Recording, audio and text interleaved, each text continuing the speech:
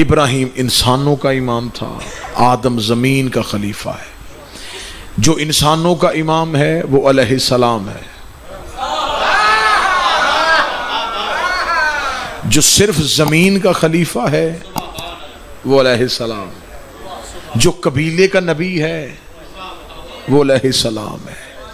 اب یہ جتنے بھی علیہ السلام ہیں یہ جنت میں جائیں گے، اور پھر یہ جنت میں جا کے جنت کی رہائشی ہو جائیں گے اور جنتی کہلوائیں گے، اور جنت ملکیت ہے حسنین کی۔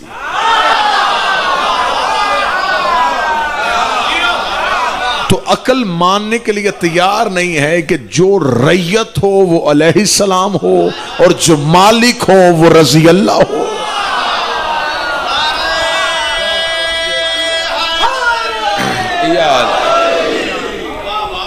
حضرت آدم کو یہ ایک جملہ تھا، یہ جملہ معترضہ تھا، جو جملہ آ گیا اور عصر حاضر میں اس کی ضرورت تھی، میں نے نتیجہ دیا۔ اصل گفتگو ہے کہ حضرت ابراہیم کی امامت پہ، حضرت ابراہیم کو اللہ نے امام بنایا تھا۔ خدا نے حضرت ابراہیم سے امامت کے لیے قربانیاں مانگی تھی۔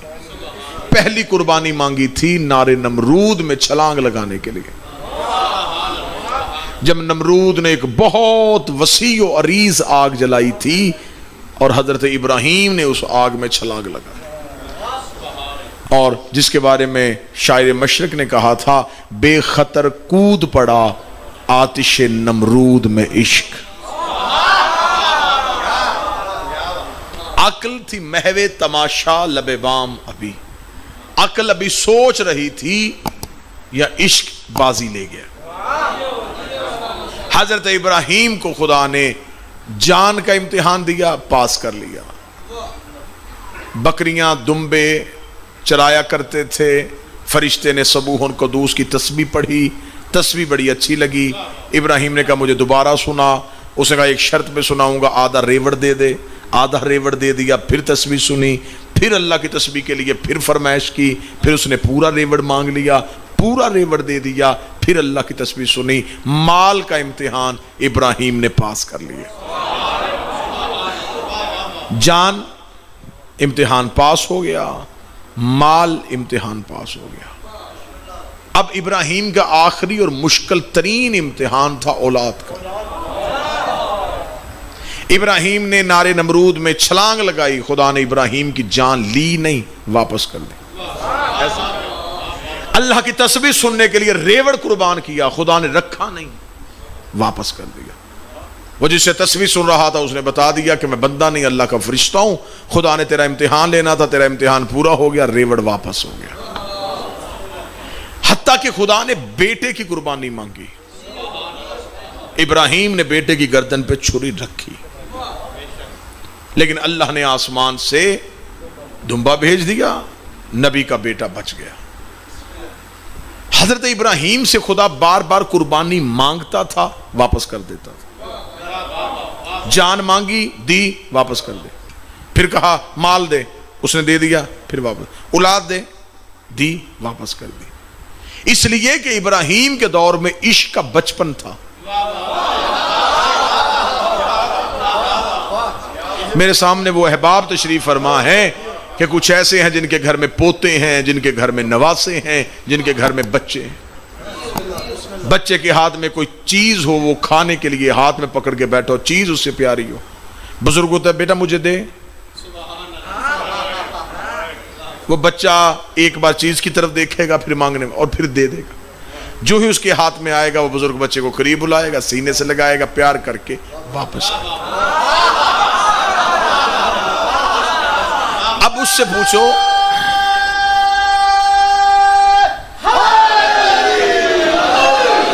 سے پوچھو جب تو نے رکھنی نہیں تھی مانگی کیوں تھی؟ وہ کہے گا مجھے چیز نہیں چاہیے تھی، میں دیکھنا چاہتا تھا اسے مجھ سے محبت کتنی ہے، اسے یہ چیز پیاری ہے یا میں پیارا ہوں، اسے محبت، اس نے دے کے محبت کا اظہار کر دیا۔ مجھے چیز نہیں دیکھنی تھی، مجھے اظہار دیکھنا تھا۔ اس نے محبت کا اظہار کر دیا، میں نے اسے واپس کر دیا۔ لیکن وہی بچہ جب بڑا ہو کے جوان ہو جاتا ہے تو وہ باپ جس نے بچپن میں چیز واپس کی تھی اب وہی اسے مانگ کے کہتا ہے مجھے سواری چاہیے، مجھے حج کے لیے جانا ہے، مجھے زیارات کرواؤ، میرے لیے گھر کا بندوبست کرو۔ بچپن میں جو واپس کر دیا دیتا تھا اب لے کیوں رہا ہے؟ وہ کہتا ہے اس لیے کہ اب یہ جوان ہو گیا ہے، اب اس کا بنتا ہے کہ یہ میرے لیے کچھ کرے۔ ابراہیم کے دور میں عشق کا بچپن تھا، خدا مانگتا رہا واپس کرتا رہا، مانگتا رہا واپس کرتا رہا۔ حسین کے دور میں عشق جوان ہو گیا۔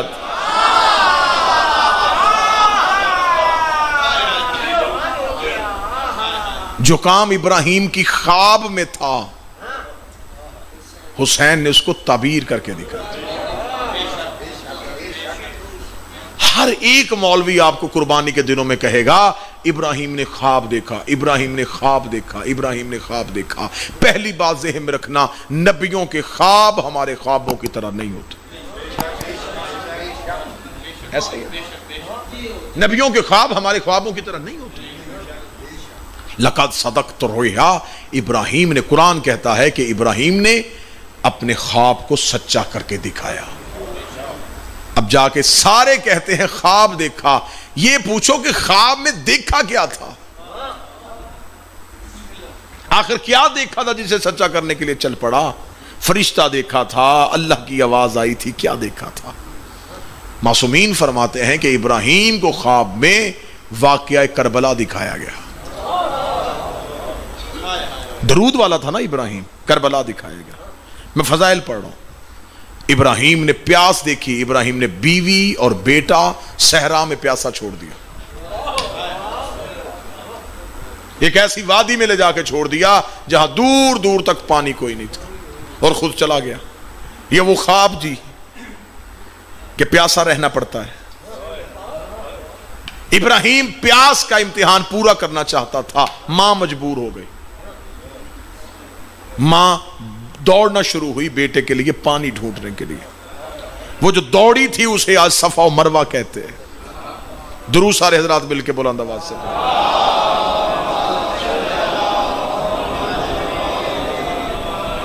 پھر بھی بلند آواز سے صلوات پڑھیے گا۔ اللہم صلی علی محمد۔ بسم اللہ باجی، بسم اللہ سرکار، حضور خیریت مزاج بخیر۔ ماشاءاللہ، قابل صد احترام واجب الاحترام جناب سیدزادہ سید مرتضی عاشق صاحب تشریف لے آئے۔ بس میں بڑی جلدی میں بات کو ختم کرنے لگا۔ جناب ہاجرہ دوڑی بیٹے کی پیاس کے لیے، جن دو پہاڑیوں کے درمیان دوڑی، خدا نے ان پہاڑیوں کو زندہ رکھا ہوا ہے۔ جہاں بیٹے نے پاؤں رگڑے تھے وہاں سے اللہ نے ایک چشمے کو نکال دیا، آب زمزم جسے کہتے ہیں، چشمہ آج بھی موجود ہے۔ میرے مالک، یہ آج جب ہم تیرے گھر کی زیارت کرنے کے لیے جاتے ہیں تو ہم سے نمازیں نہیں پڑھواتا، تو ہمیں یہ نہیں کہتا کہ زیادہ دیر میرے گھر میں بیٹھے رہو، تو کہتا ہے پہلے صفا اور مروہ کے درمیان دوڑو، وہاں عرفات میں جا کے ایک رات رکو، وہاں مزدلفہ میں جا کے قیام کرو، وہاں جا کے شیطانوں کو کنکریاں مار کے آؤ۔ میرے مالک، یہ سب کچھ کیوں کروا رہا ہے؟ بہتر نہیں ہے کہ ہم آ ہی گئے ہیں تو ہم زیادہ دیر تیرے گھر میں رہے؟ خدا نے کہا بھلایا میں نے اپنے نام پہ تھا، لیکن یہاں میں ان کی سنت زندہ رکھنا چاہتا ہوں جس نے میرا نام زندہ رکھا ہوا تھا۔ اگر یہاں 2-4 سال صفا مروہ پہ کوئی نہ دوڑا تو آنے والی نسلوں کو پتہ ہی نہیں چلے گا کہ ہوا کیا تھا۔ یہاں کے جب دوڑتے ہیں تو پوچھتے ہیں بے دوڑنے کا حکم کیوں ہے؟ وہ کہتے ہیں کہ نبی کی ماں دوڑی تھی لہذا دوڑنا پڑے گا، یہاں سے پانی پینا پڑے گا۔ بھئی پانی ہر جگہ سے پی سکتے یہاں سے نہیں، یہ اسماعیل کے پاؤں سے نکلا تھا۔ یہاں پہ رک کے نماز پڑھنی پڑے گی، کیوں؟ یہاں پہ ابراہیم رکے تھے۔ یہاں پہ جا کے شیطان کو کنکر مارنے پڑیں گے، یہاں اس لیے کہ یہاں پہ ابراہیم نے شیطان کو 3 جگہوں پہ روکا تھا۔ اس کا مطلب ہے کہ پورا حج اللہ نے ایک عشق کو زندہ رکھنے کے لیے کیا ہوا ہے۔ آپ پورے حج کی ارکان دیکھ لیں، ہر حج کا رکن جو ہے اس میں حسین کی عزاداری کا جواب ہے۔ اب بندے چپ ہو گئے کہ عزاداری حسین کا جواب حج میں کیوں ہے؟ جتنے اعتراض محرم پہ ہوتے ہیں اللہ محرم سے پہلے سارے حج پہ جواب دے دیتا ہے۔ بندے یہاں کہتے ہیں جی امام حسین کو ماتم کرنے سے حسین کو کیا ملتا ہے؟ بہتر نہیں ہے کہ بندہ قرآن پڑھ کے حسین کو بخشے؟ پہلی بات تو یہ ہے کہ قرآن انہیں پڑھ کے بخشا جاتا ہے جو مرنے کے بعد خود نہ پڑھ سکے، اور جو نیزے کی نوک پہ قرآن پڑھتا ہو وہ تیری تلاوتوں کا محتاج نہیں ہوتا۔ اگر تم نے قرآن پڑھنے کا شوق ہے، تمہیں حسین کو نمازیں پڑھ کے بخشنے کا شوق ہے، تو جب اللہ کے گھر میں گئے تھے وہاں بھی بیت اللہ میں بیٹھ کے کہہ دیتے میرے اللہ ہمیں دوڑنے سے کیا ملے گا، ہمیں چکر لگانے سے کیا ملے گا؟ بہتر نہیں ہے قرآن پڑھ کے ہاجرہ کو بخشے، نمازیں پڑھ کے ابراہیم کو بخشے، نفل پڑھ کے اسماعیل کو بخشے؟ خدا نے کہا اگر یہاں ابراہیم اور اسماعیل اور ہاجرہ کی یاد کو تازہ نہ کیا تو میں تمہارا حج قبول نہیں کروں گا، اس لیے کہ میں نے نسلوں کو یہ واقعہ بھولنے نہیں دینا۔ اگر ہر سال یکم محرم کو حسین کے ماتمی یا حسین کہہ کے گلیوں میں نہ آئے، نسلوں کو پتہ ہی نہ چلے کہ حسین کون تھا، یزید کون۔ وہاں بھی اللہ واقعے کو چھپنے دے، یہاں بھی اللہ واقعے کو نہیں چھپنے دے۔ جتنے اعتراض یہاں پہ بندے کرتے ہیں سب کے جواب اللہ حج پہ دے دیتے ہیں۔ بندے یہاں کہتے ہیں جی خود ہی جا کے چکوال تلا گنگ سے کپڑا لے کے آتے ہیں اور پھر اسے چھت پہ لگا کے چومنا شروع کر دیتے ہیں۔ یہ شیعہ کپڑا کیوں چومتے ہیں؟ ہم کپڑا نہیں چومتے، ہم نسبت کو حیا کرتے ہیں۔ اگر تمہیں نسبت کا احترام سمجھ میں نہیں آتا تو جب تم بیت اللہ میں گئے تھے حجر اسود کو چوم کے کیوں آئے ہو؟ باقی پتھر نہیں چومے، اسے چوما، اس لیے کہ اس پتھر کو نسبت ہے۔ جس پتھر کو نسبت ہو جائے وہ پتھر بھی چوما جاتا ہے۔ کہتے جی یہ خود ہی لکڑی کا تازیہ بناتے اور خود ہی تازیہ بنا کے چومنا شروع کر دیتے ہیں۔ طواف کعبہ کرتے کرتے نا جی رش زیادہ ہوتا ہے۔ حبیب شاہ جی ہر بندہ حجر اسود کا بوسہ لینا بڑا مشکل کام ہے، وہاں ہر بندہ جا نہیں سکتا۔ تو جب طواف کرتے ہوئے جو لوگ دور ہوتے ہیں وہ وہاں جو معلمین کھڑے ہوتے ہیں ان سے پوچھتے ہیں کہ ہم حجر اسود کو چوم تو سکتے نہیں، تو اب ہم کیا کریں؟ وہ کہتے ہیں کوئی مسئلہ نہیں، جب تم طواف کرتے کرتے حجر اسود کے بالکل سامنے سے گزرو تو اپنے دائیں ہاتھ کی ہتھیلی کو حجر اسود کی طرف کرنا، پھر اپنی ہتھیلی کو حجر اسود سمجھ کے چوم لینا۔ چومو گے ہتھیلی ثواب حجر اسود کا ہوگا، چومو گے ہاتھ ثواب حجر اسود کا ہوگا۔ اب میں مولویوں سے پوچھتا ہوں کہ چوما ہاتھ تھا ثواب حجر اسود کا کیسے ہو گیا؟ انہوں نے کہا چوما ہاتھ تھا لیکن نیت میں حجر اسود تھا۔ ہم چومتے تعزیہ ہیں، نیت میں روضہ حسین ہوتا ہے۔ جیسے آپ نیتوں کی وجہ سے چومتے ہیں ہم بھی نیتوں کی وجہ سے۔ یہاں لوگ اعتراض کرتے ہیں شیعہ اپنے جلوسوں میں مستورات کو ساتھ لے کے جاتے ہیں۔ اسلام تو پردے کا حکم دیتا ہے، اسلام تو حیا کا حکم دیتا ہے، اسلام تو عورت کو چار دیواری سے نکلنے نہیں دیتا، تو پھر یہ شیعہ خواتین مجالس اور جلوسوں میں کیوں آتی؟ جن لوگوں کو مجلس میں غیرت آتی ہے، جب جو مجلسوں میں آتی ہیں وہ مجمع میں کسی کی ماں، کسی کی بہن، کسی کی بیٹی، لیکن جب طواف کعبہ کرتے ہو عورت کسی ملک کی، مرد کسی ملک کا، تو وہاں بھی سعودی عرب کے فرما روا کو کہو کہ وہاں فتویٰ جاری کر دے کہ ایک دن عورتیں طواف کریں گی، ایک دن مرد طواف کریں گے۔ کہتے نہیں جی یہ اللہ کی عبادت ہے، عبادت میں جائز ہوتا ہے مرد اور عورت کا اکٹھے عبادت بجا لانا۔ تو جس نے کعبہ بنایا تھا اگر وہاں جائز ہو سکتا ہے تو جس نے کعبہ بچایا تھا۔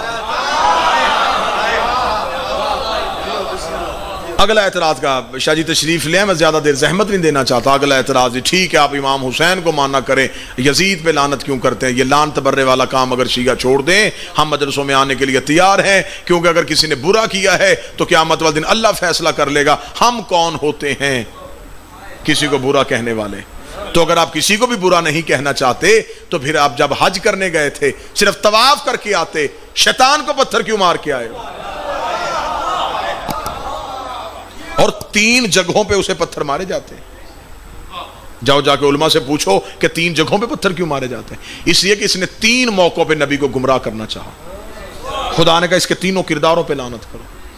پہلا جب ابراہیم اسماعیل کو لے کے گھر سے نکل آئے اس نے پہلا حملہ نبی کی بیوی پہ کیا تھا۔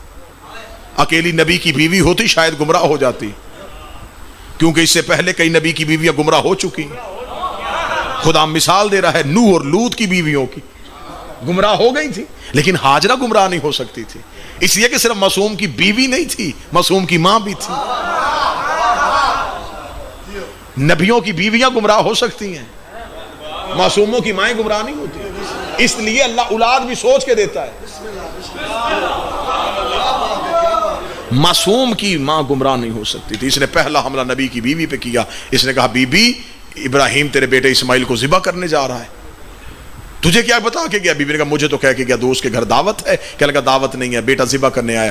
جناب ہاجرہ نے کہا کیا کرنا چاہیے؟ کہنے لگا سوچ کیا رہی ہے؟ جلدی کر گھر کا دروازہ کھول, ابراہیم کو روک, اسماعیل کو لے کے واپس آ جا. پردے کے اندر بیٹھی اسماعیل کی ماں ابراہیم کی بیوی غصے میں آئی, جلال میں آ کے لا حول ولا قوت الا باللہ العلی العظیم, خدا تجھ پہ لعنت کرے, دروازے پہ شیطان کھڑا ہے. اس نے کہا بی بی باہر تو نکلی نہیں, اندر میں آیا نہیں, تجھے کیسے پتا چل گیا میں شیطان ہوں؟ بی بی دیکھ کر تو نے جو نعرہ بلند کیا ہے مجھے اس سے پتا چل گیا ہے جو نبی کی بیوی کو حق کے مقابلے پہ گھر سے باہر نکالنے کی کوشش کرے وہ کل بھی شیطان تھا, وہ آج بھی شیطان.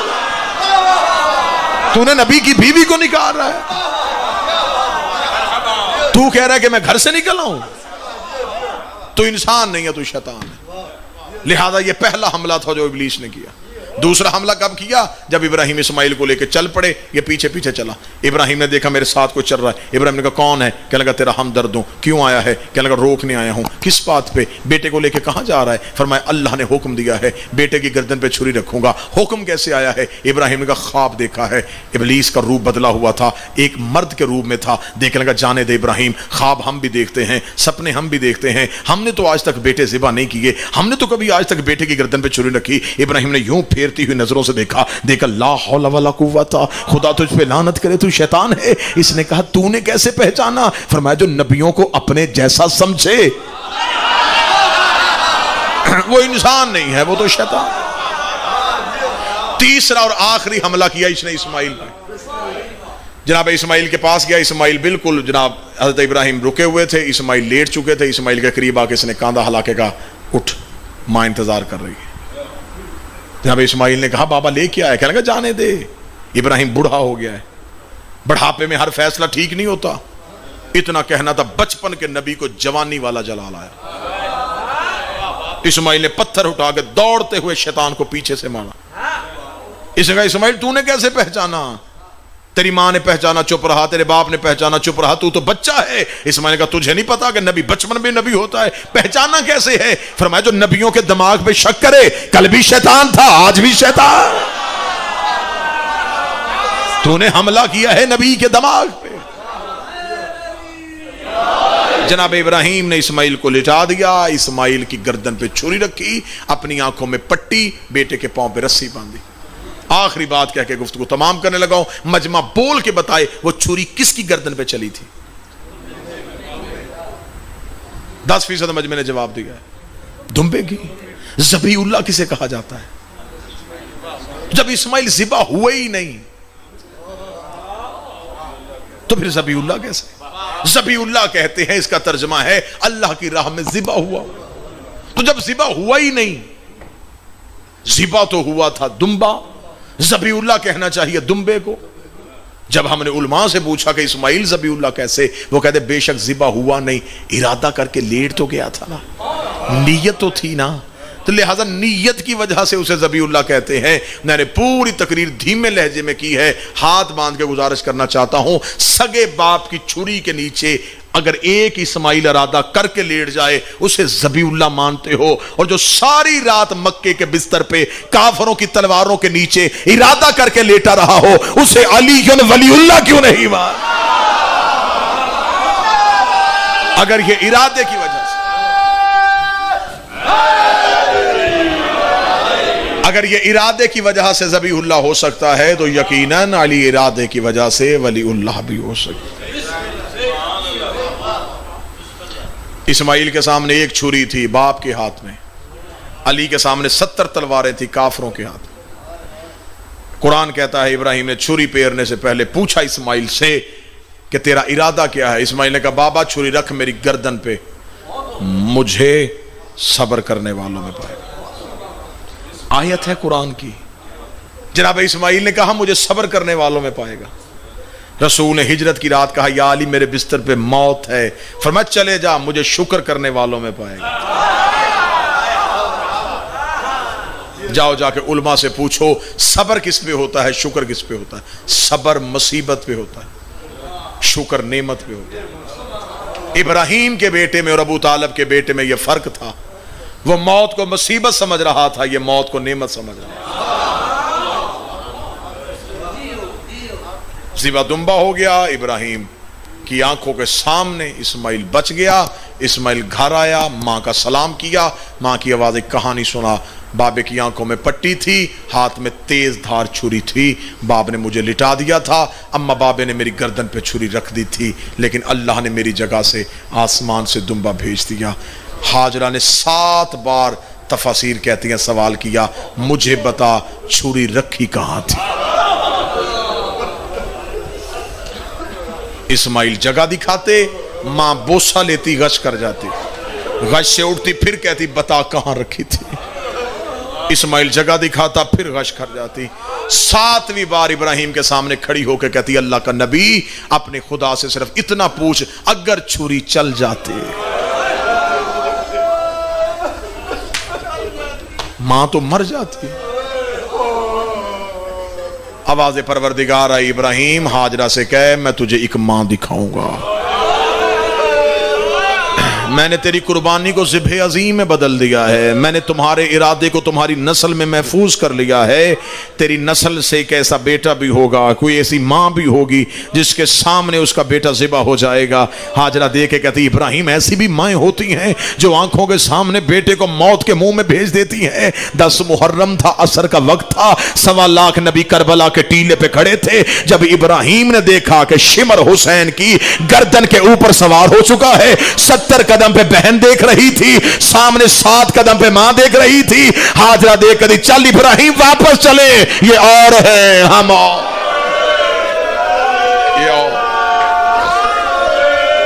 ہیں۔ قربان کربلا کی ماؤں کے حوصلے، قربان کربلا کی ماؤں کے حوصلے،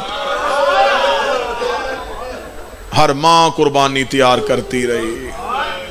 جہاں سے میرے بھائی علی رضا نے چھوڑا وہیں سے ایک سطر مجھے بعد بھی مصائب کی دنیا کا ایک منفرد لہجہ، ایک بہترین نام، بہترین انداز میں مصائب کے قرآن سے چند آیتیں تلاوت کریں گے۔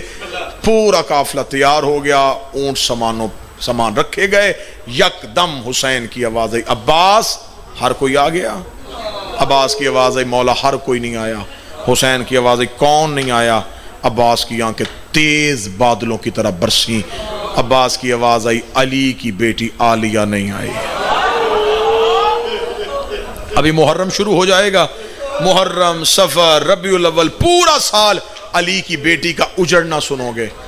آج مجھ سے علی کی بیٹی کا آباد وقت سننا۔ جب کا ہر کوئی آ گیا ہے، علی کی بیٹی نہیں آئی۔ حسین نے قافلے کو روکا، حسین محلہ بنی ہاشم سے گزرتے ہوئے ماں کی حویلی میں داخل ہوئے۔